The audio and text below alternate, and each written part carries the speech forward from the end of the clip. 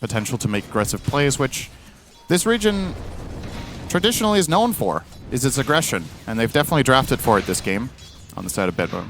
Did anything in the patch surprise you at all? Because the literal first thing I scrolled to was Timbersaw. Yeah, I thought Timber was going to get like, nerfed. oh, absolutely nothing is pure. He's going to take a lot of damage. This will likely be your first blood. And it goes to Dyrachyo. He will be able to get out, but that cost him a bit of extra time, but he does pull the entire wave with him. The Vanguard nerf, and it was one more thing as well, right, that I'm forgetting. Armor. -1 armor. Quinn, oh, the blast off hits just barely from save. Which means GPK will be able to take out his counterpart in the mid lane. And GPK doing 800 there. Just dandy on the Ember Spirit. As this triangle taken over for the time being by BetBoom, which forces Tofu out. And despite the rough theoretical matchup Pure has bottom, he's still doing pretty well. Sitting on 3.2k on the trying to go for Ace again. This would be really big considering there's a big wave here. TP coming though from Quinn. You see most of BetBoom are here. Ember Spirit really wants this kill.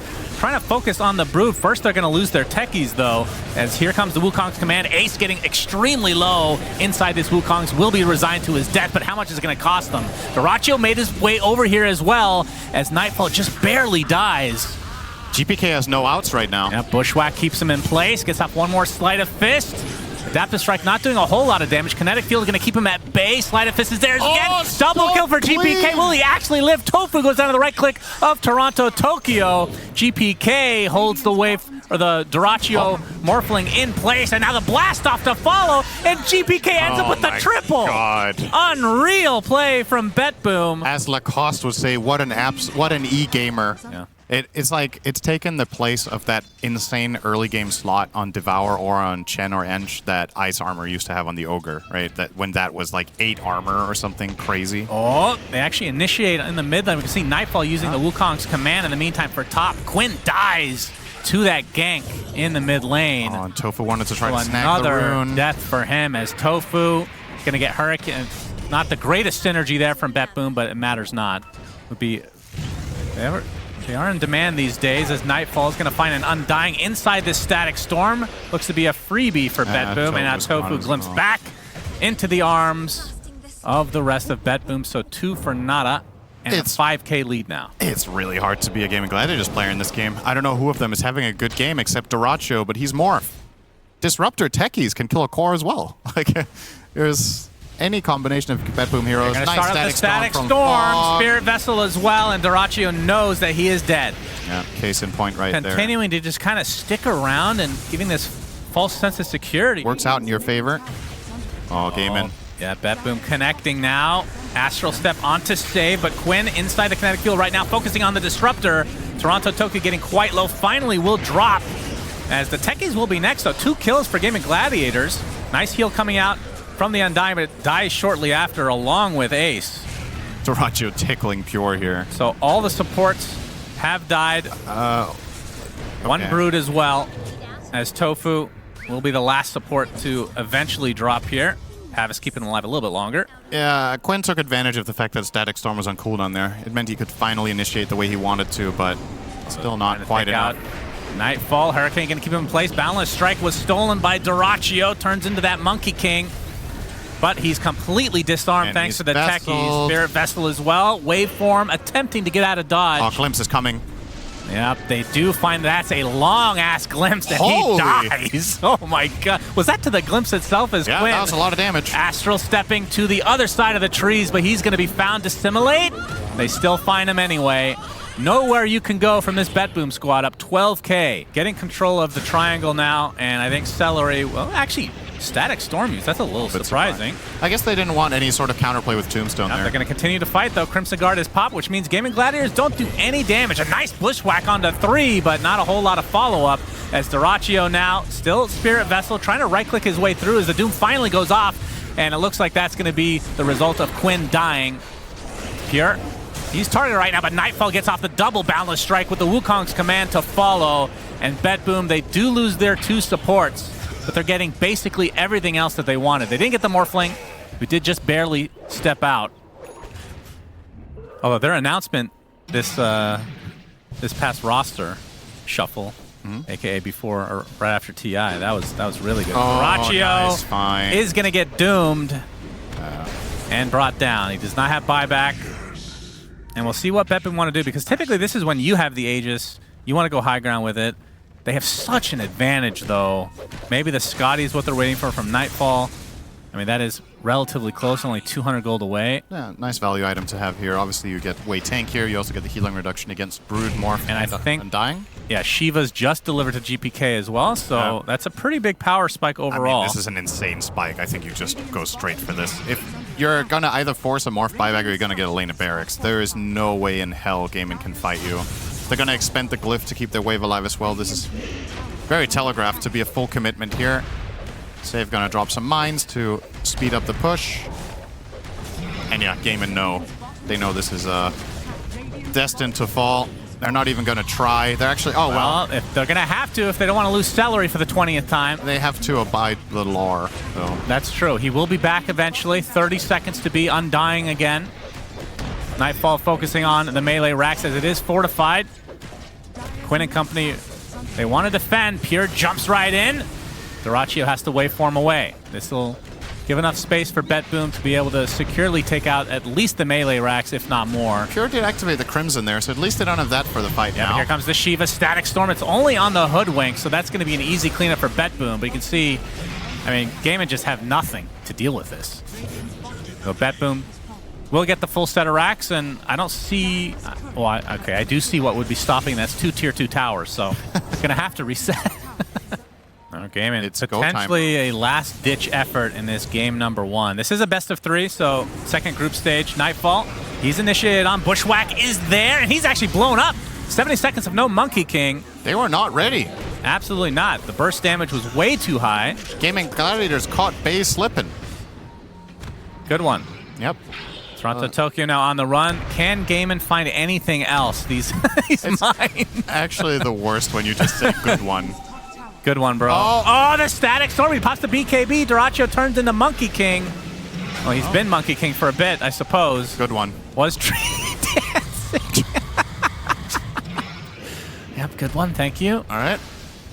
Nice to see Morph hanging out and enjoying the view here. Wait, did he actually want to fight? He lost his forms. Now he can only get down with waveform. That's right. That is very true. Good one, SyndereN. GPK. Yep. He's bushwhacked. Now he waveforms in. Is this enough damage? They dust at the last moment and they find him. So GPK dies for the first time in the game after 12 uncontested kills. Toronto Tokyo gets the glimpse off. The glimmer as well. Now goes south. Looks like he's going to live as a result. But they do spot the courier going south from the Monkey King.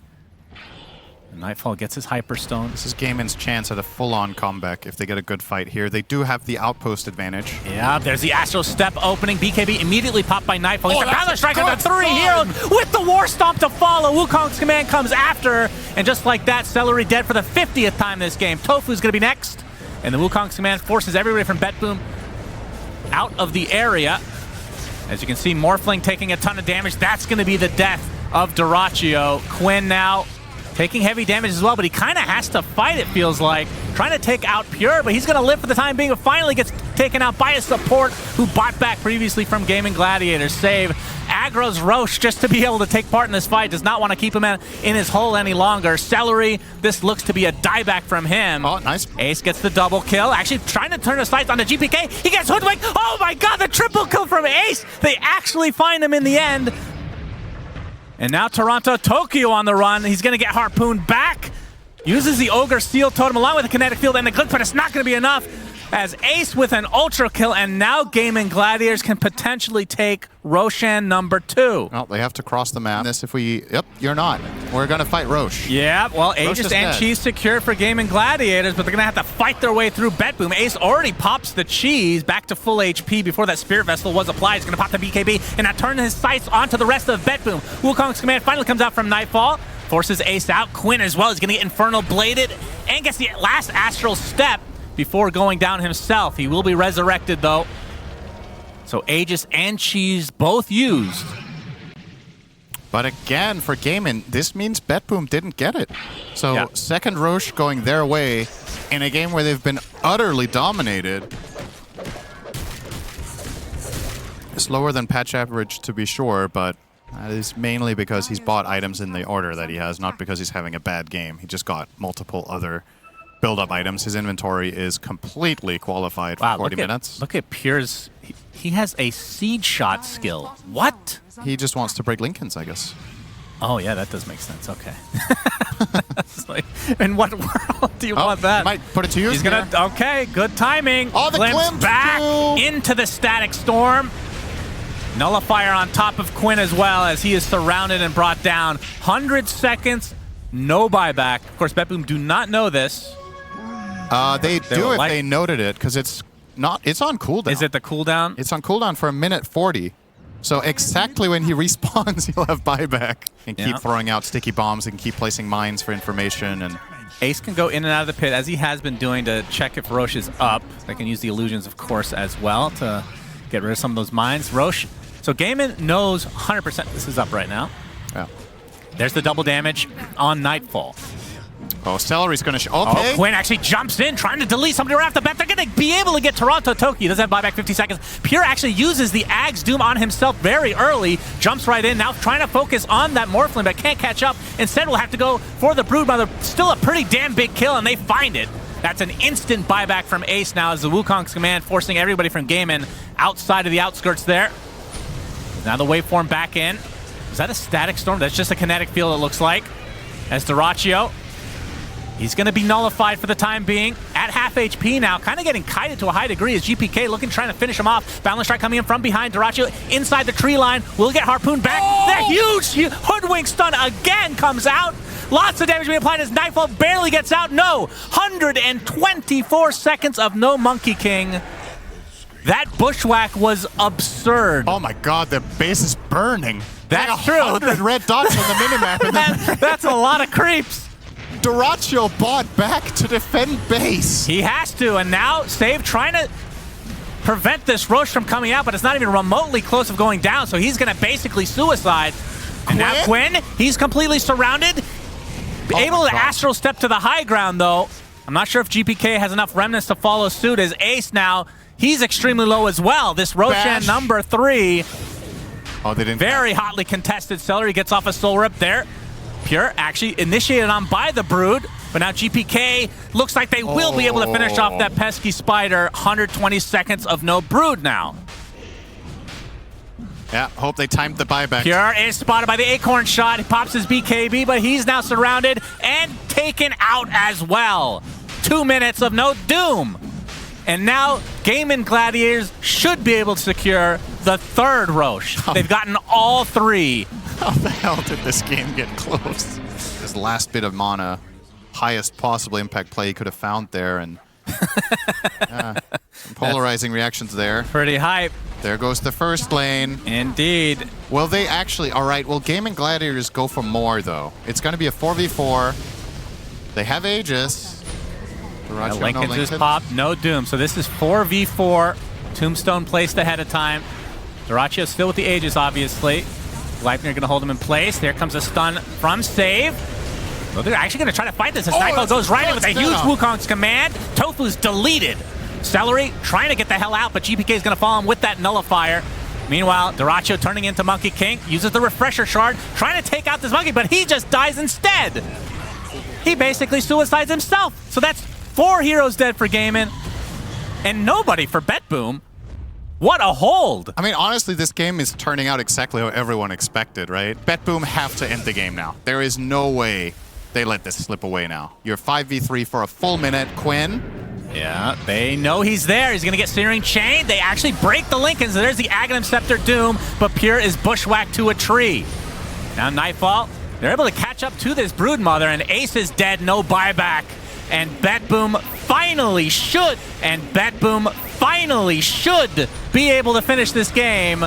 Pure jumps back in, the Doom's still going, and they'll be able to take out Quinn relatively easily now that he's completely outnumbered. Another Wukong's command, and Quinn, last remaining member, but not for long as GG's come out. I think... Who feels better going to game 2 is really the question. Yeah, I mean, BetBoom definitely feel relieved because this was like, again, it's that Achilles heel of, man, we're so good at the early mid game, but sometimes just drop the ball. And so it's a good Conquer game. but Kunkka is a trash hero. Yeah. So that's the problem. Like, you're good versus Quap in the lane. You're good versus all this, like, summon garbage. Not really good versus Terrorblade, but you're good versus all the Chen and the Quap. But I think that's about it. From what we've seen from the techies lanings, they've been very good in the game earlier. Now this one is GPK getting pretty aggressive. He uses X marks the spot. Quinn has to pop the Fairy Fire for himself as Celery gets first blood against Pure in that bot lane. You knew it was going to be one of these two lanes to happen. Close to winning that game, but we almost did. Yeah. Another Golem Shard being thrown onto Pure with a Metamorphosis. From behind, Dyrachyo should be able to clean this up, and he does. As mid lane Blastoff is going to save Quinn. Might cost Tofu his life, though. Yep, the gaze is there. Actually uses the Fairy Fire, but the Nether Blast is just enough. Celery as well as Tofu have been really good at playing around that mid lane, obviously recognizing that Underlord is in there's just no threat on him. He can just sit up there, farm save. He gets Hurricane back and taking heavy, heavy damage. Tofu is there with the blast off. Celery is going to be using his ult to keep himself alive, at least for now, but Toronto Tokyo wants to try to finish this off. Sticky Bomb will slow him down. Sinister Gaze, though, with Pure on the other side, is enough to get the trade. It's going to be a level 6 beast. He might not be safe, though. Oh, Sticky Bomb actually hits. And yeah, double kill for Tofu as the boat coming in, but a nice Sonic Wave from Quinn turns into a triple kill for Tofu. Oh my and they get the kill onto GPK as well. This is as bad of a start as you can possibly have. I mean, how does the high ground... I mean, you're right. They have the auras. Like, they have the... It's a very traditional 7.33 lineup, right? Yes. To a T. As Sonic Wave coming out, X will be there with the Torrent, but you can see Fiend's Gate is used from Ace, who gets off the pit, slowing down GPK, who's going to get healed now from Save, which will likely cost Save his life, although he gets off the Decrepify. Well played by Save here. I'm not sure if anybody's going to go in for the finishing move, but Quinn getting relatively low as the tomato is there. And that is going to be more than enough to not only get him, but at the very least pressure this tier 2 tower. And Save gets off one more Nether Blast. Now he's going to be spotted. Surely behind after the tree. There's the pit. The heal lasting quite a long time, but... Oh, he killed off quite a few creeps with that blast. I guess it's worth it. Yeah, it's kind of like, oh, okay, well... Well, maybe they still would to get the steal, because that is... I thought you were going to say to get to game 3. Even, I mean, that is the other way to look at it, I suppose. Tofu, he gets spotted. All right. And that's going to be a pickoff for BetBoom. Nice kill. Maybe they can get extras here. Yeah, they will lose their Pugna in the meantime. Oh, hey, Quinn's fast as fuck, boy. Yep, GPK, the TP out. Will actually be fine. Pure's just going to get harassed down, though. Does it do anything? You get reported. Ace. Oh, Ace. There's the Spirit Vessel being revealed at the 20-minute mark. And it's going to be used to full effect because Ace cannot, despite how strong we may see he's seemed, SyndereN cannot 1v5. Is this a good I mean, they got the gem. He was stranded up there alone with the gem, but it's going to probably cost them a lane of barracks. So I don't know. Potentially. Quinn Morphling turns into the Underlord. And yeah, that's a set of racks. They got him, though. Yeah, so Gaimin, I'm a little bit surprised they haven't gone for Roche. But I guess they just feel they don't even remotely need it. I mean, okay. This is just a power play, right? Save. In the cover of his tier 3 tower will die. Not much cover after all as the Crimson pop for Ace, so they're essentially invulnerable to this BetBoom lineup. Frost Shield will delay things a bit. No fortification, though, available, as there's the big buyback from Save. X marks. Dyrachyo, all right, this is their last stand, I would think. Chain Frost into the boat. They get off it successfully, but there's a Sonic Wave from the Queen of Pain. Nightfall has to run away as he is disarmed. They get the Kunkka, and they are just getting everybody. GG called. This was a spanking. Oh, yeah. Not remotely close. Yeah. Oh, Gaimin were like, all right, last game, we fell behind and we made it close. He's gonna pick it if it looks like a good game. He sees the Tidehunter, he's not afraid of it. And he sees the Medusa carry matchup, and he's also not afraid of that, Brian. What I love so much about this Lifestealer pick is that I think Lich being free to do whatever he wants is super important to counteracting the rotations we've been talking about. And then, of course, my personal favorite, Lifestealer, of course, with Dyrachyo has absolutely demolished on this tournament. Pure, this is not a good start for you, my friend. He gets the bounty rune. He's getting blocked. There's the blood grenade. There's the Frost Blast. Who will the first blood go to? It is Dyrachyo again. He is the Tide Hunter killer this tournament. Do they have enough counters? They don't really have any defusal carries. Is this more about just winning super early to the point where you're just snowballing? As save getting gone on now. Dyrachyo's rage wears off. He can take a gush. Trouble here. Yeah, Frost Blast to give him a little bit of cover, but he actually dies. So the Lifestealer Master outsmarted. Go for the Helm of the Overlord. You just offer your team a lot of utility in the fight in terms of like just raw HP from a golem, or you get armor from the dragon or whatnot. Dyrachyo. Oh!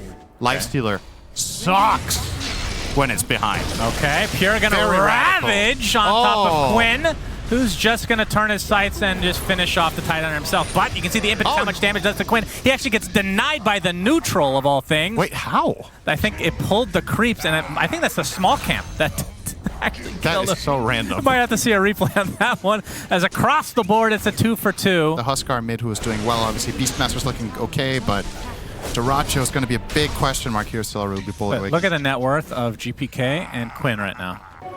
Yeah. It sucks to not get that all the time when you can. Tofu's dead.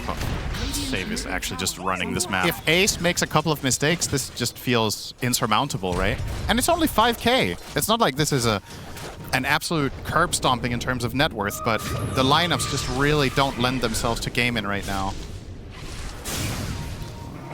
Demonic Purge on the Celery. Yeah, he's dead.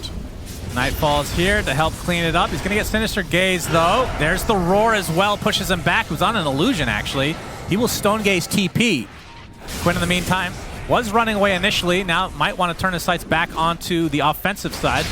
Gets the life break actually canceled thanks to that Sleight of Fist, so GPK will probably just run away. In fact, going to try to turn this around on a Quinn as the Meteor Hammer will connect, and he's triple teamed. Lifestealer inside Beast is getting the troll stacked up. creep. And Ace, this is the big kill. Nice blast off from Tofu, but the impetus against Save is just doing so much damage on the back line. Dyrachyo trying to armlet toggle through. Searing Chain's not going to connect, but they should be able to get this kill anyway. They will find the Medusa eventually, does Gaimin, but it costs them 3 members and likely a 4th in Celery. So Ace, the only survivor. And look at that rune score. Quinn has 0 runes. Well, he does. It's not a bottle He hero. denied a region, Okay. so he didn't activate it. It's also not a bottle hero, But so he's not going for the water. But you still usually try to get power runes, right? Like haste or DD or something. But Lane was lost at that point. Tofu, he's gonna mech up, Save, trying to get to the high ground, but it's not gonna happen. Blast off connects. Disrupt. Yeah, disruption was a little bit awkward. That Actually, leads a mega to big Save kill there. dying, but a big Ravage coming in with the Meteor Hammer hitting one hero in Quinn. Chain Frost is going to bounce a bit. Here comes GPK on that Ember Spirit. Pure looking to just run away. Ace finally uses the Roar. It's on the Shadow Demon. Toronto Tokyo finally goes down to the Ogre as Quinn. He's trying to armlet toggle through, but that is the Stone Gaze. You got to just run. Cannot face the Snake Queen as Ace now kind of left to his own devices, surrounded by the enemy, and he will be brought to his knees. And that was the one here that needs to continue snowballing for Gaimin Gladiators. He's still top net worth on their team and 2nd overall. Oh, nice find okay. for Quinn. That's a big kill. Quinn somehow wraps around through the stairs and Unexpected there for Pure. if used properly. Well, Gaimin, we're trying to disengage, and Tofu is going to pop the mech, but will be eventually brought down as Pure gets a Ravage off, hits 2 heroes. Looks like Celery is going to be the sacrifice. So it's 2 supports dead for Gaimin, but they, I mean, in essence, secure the Aegis, so fully worth for them. Yeah, not too bad. Ravage being used there is the big deal. They can't really look for a push. Dyrachyo has to rage, will infest into the creep, but it's going to go down very shortly after. Chain Frost to try to give him a little bit of space. He's frost shielded. Still 2 stacks of Shadow Poison, but he's probably going to be fine as the Impale coming out from Pure. That's the shard, of course. It's going to spell the doom for Celery. This is an awkward Impetus fight onto for Quinn. He wants to die. He will. That's the Aegis. Ravage comes out a little bit late, but it's enough to take out Dyrachyo. Quinn Focusing right now Oh on my Save, who God. actually gets blown up by the techies, and there's the life break on the GPK, but another impale into the Meteor Hammer from Pure.